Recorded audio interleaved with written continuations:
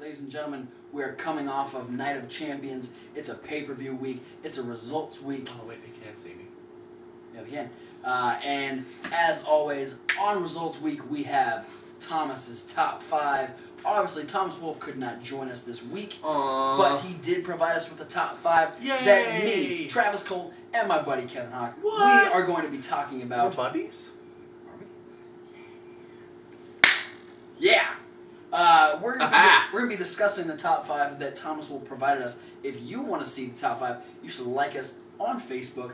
Facebook.com/The Wrestling Rundown. Go in the comment section and comment your own top 5 for the week. Yeah. Your own top 5 of the month. Own top 5 of all time. But first, Gundog Peacock. let's see who Thomas Wolf picked first. Who's first on the list? His first up is, how you doing? It's Enzo Amore. Enzo. Yeah, the little promo bit and match on NXT this week. Yeah. Successfully beating Louis in his match. And being just overall super entertaining. Yeah. I mean, Enzo definitely deserves to be on this top 5 because he is the new version of, like, the Godfather or the Road Dogg. You know, he's got that it factor that everyone just loves, the charisma he's got. He's got this... You know, he's got his little shtick that he comes out and says. It's always fun. Him and Cass play off each other so well. I know you said he lacks in the wrestling department. Yes. He's not the best wrestler. But we've gone on and said, Godfather wasn't the greatest wrestler either, but he got over because he was as charismatic as he is. Yes. Charisma can take a guy a long way. How you doing? How you doing? Yeah, I mean, if I was going to be picking a top 5, there's only one place for a certified G and a bona fide stud. How you doing? On the top 5. Bet your sweet muscular behind. You're going to be on the top 5. How you doing? I'm doing good. How you doing? Not too bad. How you doing? I'm doing good. Let's move on to number 2. The next person on the list. Another NXT resident. We have Bull Dempsey. Yes. And deservedly so, because this is now the nth time we've watched Bull Dempsey beat up Mojo Rawley really bad. Yes. Bull Dempsey, we definitely haven't seen everything out of yet. No, he's still kind of like a mystery to us. We've seen a very one-sided version of Bull Dempsey. But I think, we got to look at the reasoning on Bull Dempsey being on the top 5 this week. When Bull Dempsey debuted, he beat Mojo Rawley. Mm-hmm. Bull Dempsey beat up Mojo Rawley after they lost in the tournament. He beat up Mojo Rawley at TakeOver and pinned him. And on NXT this week, he beat up Mojo Rawley and pinned him. That's 5 consecutive beatdowns on Mojo Rawley from Bull Dempsey. Yeah, so... he wins in my book. So wait, 5 consecutive beatdowns on Mojo... Top 5? The top 5 beatdowns of Mojo Rawley. I'm going to make that a YouTube video, I bet. No, I'm not. I'm too lazy. But somebody else do it, because I would watch it and favorite it and probably play it on loop for 10 hours. Yeah. Definitely deserving to be on a top 5. Looked super, he may have had a little less offense because Mojo came out, House of Fire on NXT, but he overcame it. He beat down Mojo Rawley again. Bull Dempsey definitely deserves to be on the top 5. Like I said earlier in one of these other videos you can watch on the playlist, how they said nobody wins with a headbutt. Bull Dempsey wins with a headbutt legitimately. Like, he wins with the headbutt. Do you think Bull Dempsey and Dean Ambrose are, like, part Samoan? Dempsey's got the body type more so than Dean Ambrose does. He's a little on the husky side. Dean Ambrose is kind of that crazy, like, wild kind of... Yeah, like the Afasika wild Samoan. Yeah, kind exactly. Of weird. So, maybe these guys are part Samoan. The Dean Ambrose headbutt in the midweek wrap-up reminded me way too much of Samoa Joe headbutting Kurt Angle. Oh, you're right. Oh. Yeah, right. Kurt Angle cutting the mean promo, but Joe fucking pops him with the head. I didn't even think about that. I did right away, right when I saw it. But that's me. That's not him. I'm not him. How you doing? How you doing? We just gave you another TNA update. Yeah, how you doing? From like 7 years ago. Yeah. a down date. Yeah. How you doing? Moving on to number 3. The third person on this list is The Bunny. what? Come on. Bunny. The makes Bunny his debut on Thomas's top 5.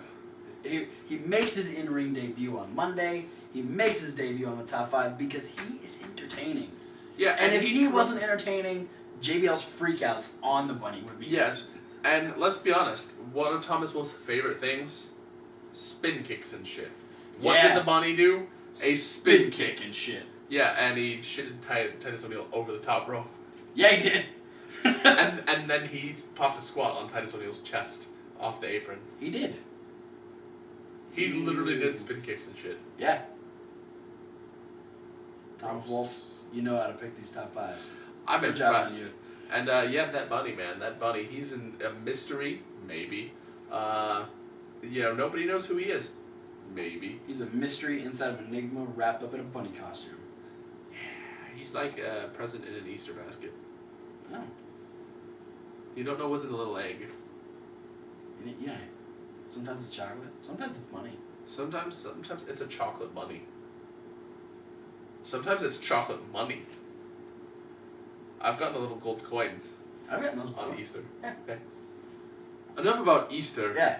More about the bunny. Bunny's awesome. Yeah. Bunny the is bunny entertaining. the bunny is fun. Works really well with Adam Rose. Bunny's for his debut match, a really accomplished wrestler. Yeah. I feel. Yeah, I feel like he's got something there. He's very very daring. Yeah, he makes my adrenaline rush when I see the Yeah, bunny get ready. I feel like if the bunny had a chance, he'd jump out of a perfectly good airplane. Yeah. Yeah. Because he can. Yeah. I mean, Yes. come on, he crossbodied a gator last week. Yeah, that's pretty daring. That is a daring bunny. That's daring stuff right there.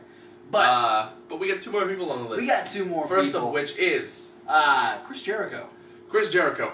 I'm thinking one of the biggest explanation points of this thing is Chris Jericho is Thomas Wolfe's favorite wrestler of all time. Yes. And I feel like, despite the fact we did not see Chris Jericho on Raw, Main Event, Superstars, NXT, SmackDown, Chris Jericho had a really good match with Randy Orton on Night of Champions. Yes. Jericho, especially within the last couple weeks with matches against Bray Wyatt, his match against Kane, and his match with Orton on Night of Champions, he's been delivering more often than he has in a while. Yeah.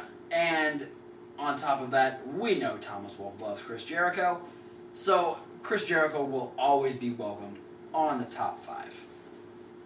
Just not 2 weeks in a row. Yes, no. Because that's not allowed on top 5. Yeah, so before we go to our last guy, we do have to shout out to the honorable mentions. Yes. Honorable mentions, Thomas Wolfe want to let everyone know that Dean Ambrose and the Lucha Dragons both deserve to be on the list. But last month, we had Dean Ambrose and Kalisto.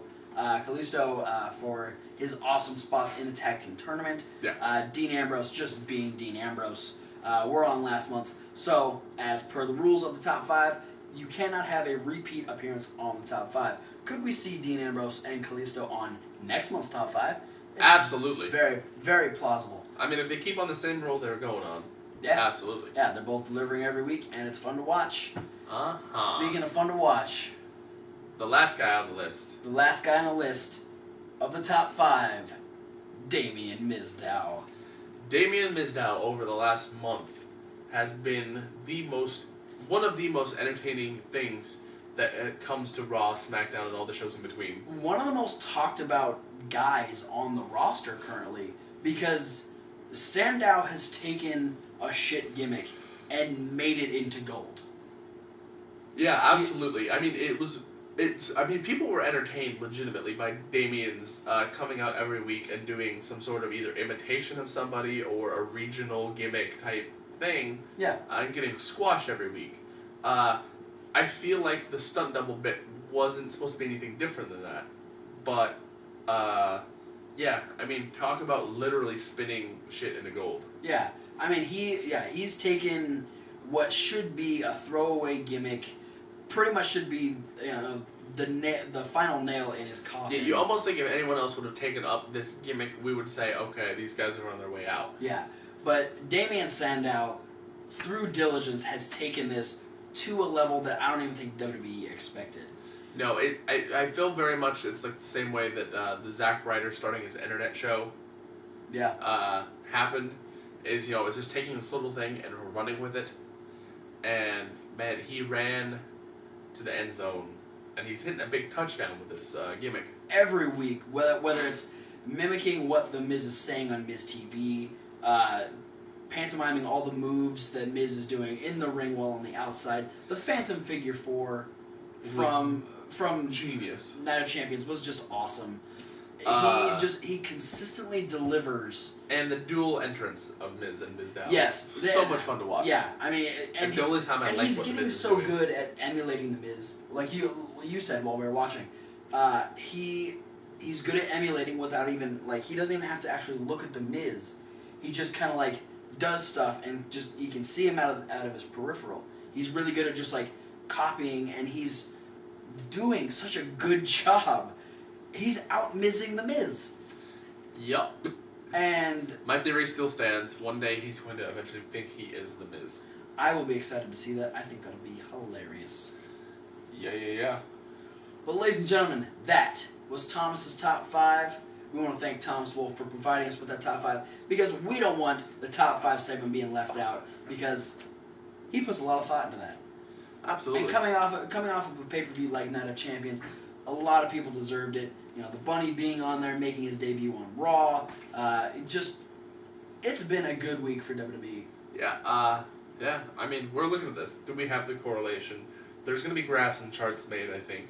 But Dean Ambrose equals fun Raw, SmackDown, Yes. and in-betweens. Yeah, because if you think about it, the last couple weeks been a little bit of a downer. 2 weeks after Dean Ambrose was gone, but now suddenly Dean Ambrose is back and WWE is fun again. Huh.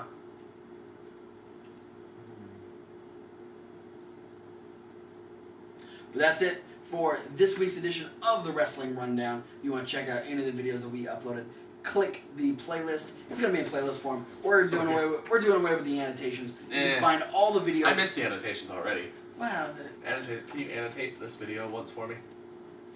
Maybe. Just put it up here. I don't know. What do you want it to go to? There's a video we watched earlier today. I think it'd be hilarious to annotate to that video. And maybe get us in conjunction with another YouTube guy. Oh, yeah, we can do that. Special video that we watched earlier we thought was hilarious, Yes. and we'll annotate it up there for you fans. Alright. If you fans like funny things, you'll like this video, especially if you're a fan of The Walking Dead. Absolutely.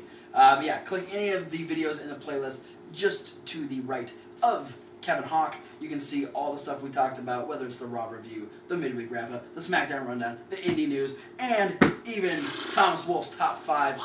We ran through. That's a lot of videos. We hope Thomas Wolf had a good night at work. We hope he enjoys what we did with his top 5, and we will see you, all of you, and you in the back.